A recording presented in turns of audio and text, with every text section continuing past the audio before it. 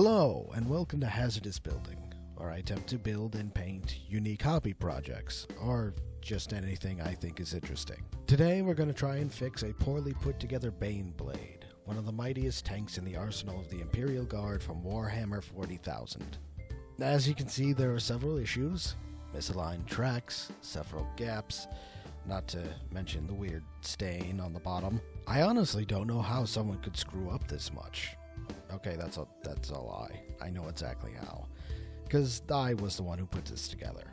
Whenever I get excited about a new hobby, I tend to dive into it head first, instead of starting simple like you should normally do, and this Baneblade ended up being one of the first models I ever built, and I was very stubborn in completing it, for better or worse. When what I built turned out to be, this, I let it languish in the corner collecting dust while I gained a bit more experience in this hobby. Now that I've done so, I think I'm ready to fix the mistakes of the past. No, I'm not going to take it apart and put it back together. That honestly sounds like it'd be too much work to try and break it apart again without damaging the plastic. So instead, I'm going to make it look like it's been through its fair share of battles and is barely held together by duct tape and a prayer to the God Emperor. The first step, of course, was to add even more crap to it from the extra parts I didn't use. To put more plating on the sides and edges, even a bit of cover on top, so any tank commander standing on top of it can pretend it'll protect him in a universe full of magic and monsters. And for a little bit of flourish, I wanted to add a flag as well, but when it didn't want to stay upright, I decided that flags were dumb, and left it as is. Now came the most time-intensive part of adding weld lines to all the gaps.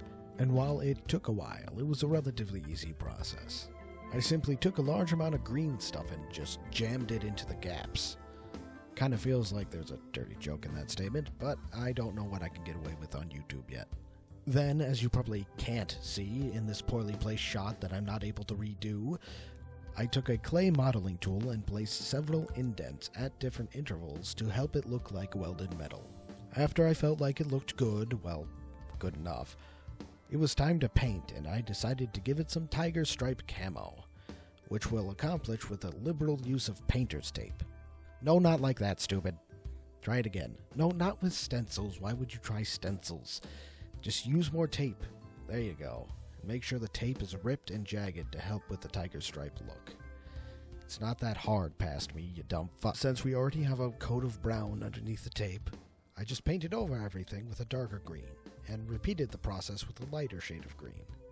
Even if I didn't get the exact camo I was aiming for, I thought it still looked good. I also feel like I should mention there are probably 1,001 better ways to go about it, but this was my method. To help make the weld lines look like weld lines, I painted the molded green stuff in a gunmetal gray. Then I coated the model in a dark wash to help, darken the colors, and try to give it a more grimy look.